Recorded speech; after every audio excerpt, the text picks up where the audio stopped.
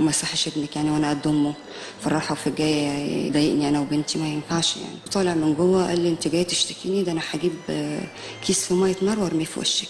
هشام شاب محترم، قرر ان هو ينزل يتكلم معاهم بالادب والاحترام. لكن الظاهر كده ان الادب والاحترام ما بقاش ينفع في الزمن اللي احنا فيه ده، يحصل فيه كده وفي وسط الشارع وفي وجود الكاميرات كمان، يحصل فيه كده عشان هشام عايز يدافع عن شرف اخته وامه. الراجل سمع ان في حاجات كتير بتحصل لامه ولاخته، وكان عايز ينزل يتكلم ويشوف انتوا ليه بتعملوا كده، ده احنا جيران. ليه يحصل كده اصلا في امي واختي؟ يحصل فيه كده في الشارع في وجود الكاميرات وبالطريقه البشعه دي؟ احنا بقينا فين؟ بقينا في غابه ولا بقينا فين بالظبط؟ هو ايه اللي بيحصل في مصر الفتره الاخيره ده؟ بقينا خلاص لازم كلنا نبقى بلطجيه؟ الاحترام والادب ما بقاش ينفع؟ لازم نبقى بلطجيه ولازم نعمل ونضرب وكل الكلام ده؟ ذنبه ايه هشام المحترم لما شاف امه واخته بيحصل فيهم كده؟ ذنبه ايه ان هو يروح يتكلم باحترام، ولا معاه سلاح ولا معاه اي حاجه يحصل فيه كده؟ القصه بدات لما والده هشام كانت راجعه من الشغل ومروحه على البيت، فجاه وهي ماشيه هي وبنتها تلاقي حد بلطجي كده واقف على جنب بيعاكس فيها وبيقول لها كلام، يعني كلام بذيء، كلام يعني ايحاءات، يعني وحشه، كلام وحش جدا. الام راجعه هي وبنتها من الشغل مروحين على البيت، تسمع الكلام ده وتسمع ان هو بيعاكس فيها وبيعاكس في بنتها. والدة هشام في اللحظة دي قالت انا ولا هكلم ابو هشام ولا هروح اعمل محضر ولا هعمل حاجة، دول جيراننا ولازم اروح لهم البيت واكلمهم، اقول لهم ابنكم عمل كذا كذا. والبلطجي ده عنده 28 سنة، يعني برضه مش صغير.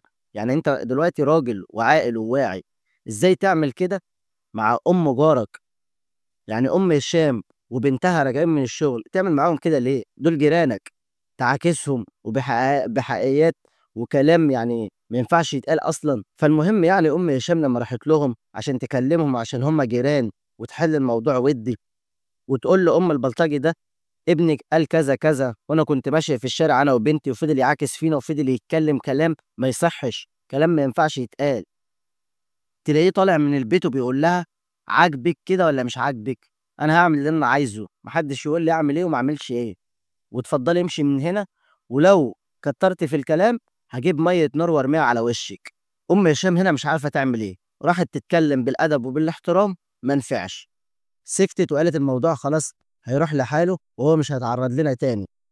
تاني يوم بالظبط هي وبنتها برضو راجعين من الشغل ومروحين رايحين على البيت، برضو الشخص البلطجي ده يتف عليها ويقول لها كلام وإيحاءات جنسية ويفضل يعاكس فيها هي وبنتها. الأم خلاص ما بقتش عارفة تعمل إيه. أم هشام راحت على طول عملت محضر، محضر عدم تعرض في الشخص البلطجي ده، كلمتهم بالأدب وبالذوق، ما نفعش. راحت لهم البيت وقالت لهم يا جماعة ما يصحش كده، إحنا جيران وما ينفعش اللي ابنكم بيعمله ده، وابنكم كمان مش صغير، عنده 28 سنة، وأكيد عارف إن إحنا جيران وإحنا يعني في حالنا. وام هشام وابو هشام وهشام ذات نفسه جماعه في حالهم، مالهمش دعوه بحد، قاعدين في بيتهم مختصرين وبيكلموش حد. فلما لقيت ان خلاص مفيش نتيجه وراحت كلمتهم ومش نافع برضو الكلام، راحت عملت محضر بعدم تعرض، ان الجار ده بيتعرض ليهم وبيعاكس فيهم وبيضايقهم.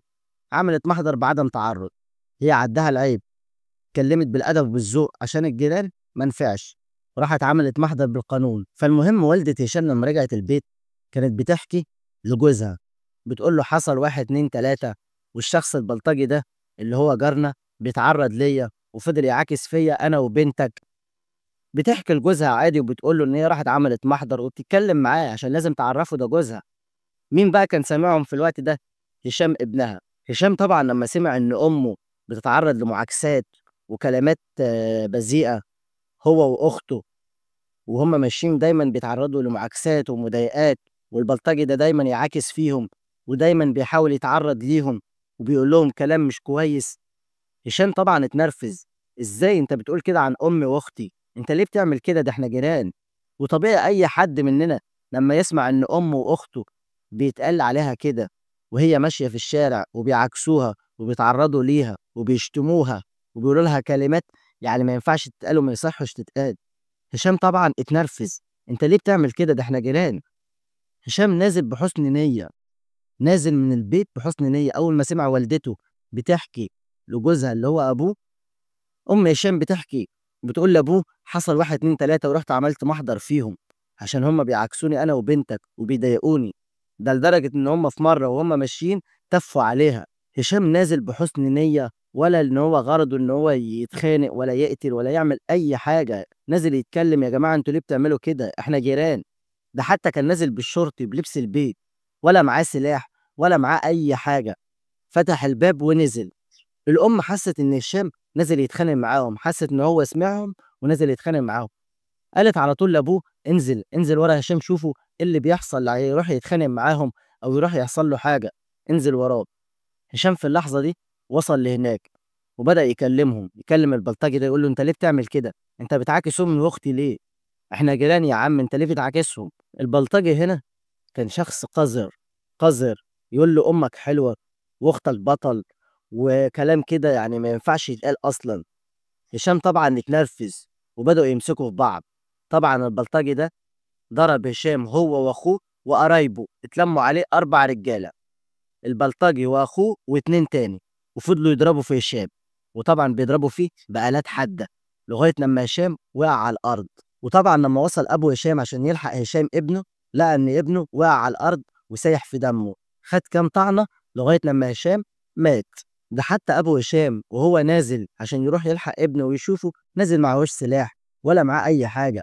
ناس محترمة وكويسة وناس في حالها، ليه يحصل فيهم كده؟ هشام حاولوا يلحقوه وودوه المستشفى، لكن للأسف الطعنات اللي خدها هشام أدت إن هو خلاص يموت في ساعتها. هشام اللي بيدافع عن شرف أخته وأمه حصل له كده وفي الشارع. طب نعمل إيه تاني؟ راجل أصلا مش رايح يتخانق معاك ولا معاه سلاح ولا معاه أي حاجة، رايح يكلمك يقول لك إن إحنا جيران. ده هما جيران جنب بعض بالظبط، تالت بيت، يعني بيت هشام وبعديه بيت وبعديه بيت البلطجي ده. وحتى الأم راحت تكلمكم بالأدب وبالاحترام، المفروض خلاص. لا، مفيش، المعاكسات بتزيد، ولدرجة إن هم يتفوا عليها في الشارع ويقولوا عليها كلام كده ما يصحش، أنت حلوة، أنت بطل، أنت مش عارف إيه، وكلام بإيحاءات جنسية وكلام بذيء، كلام كده ما يصحش أصلا إن هو يتقال. لكن لما الابن ينزل يدافع عن شرف أمه وشرف أخته ويكلمهم بالأدب وبالذوق، الراجل رايح لكم ولا معاه سلاح ولا معاه أي حاجة، راح يكلمكم بالأدب وبالذوق. حتى لو رايح يتخانق معاكم، الراجل رايح معاه ولا معاه سلاح ولا معاه أي حاجة، الراجل رايح يتكلم، لأن لازم يكون متضايق إن أمه وأخته بيحصل فيهم كده. لازم أنزل أتكلم معاكم، حتى يا عم لو أنا شديت معاكم في الكلام واتخانقت معاكم، مش لدرجة إن أنتوا تعملوا فيه كده وتقتلوه. هي إيه، خلاص الدنيا بقت غابة؟ أصل إحنا مش عايشين في غابة، في قانون وفي عدل. إن شاء الله البلطجي ده ياخد إعدام، إن شاء الله حق هشام ده يرجع، لأن إحنا عايشين في عدل وقانون. إيه اللي بيحصل ده؟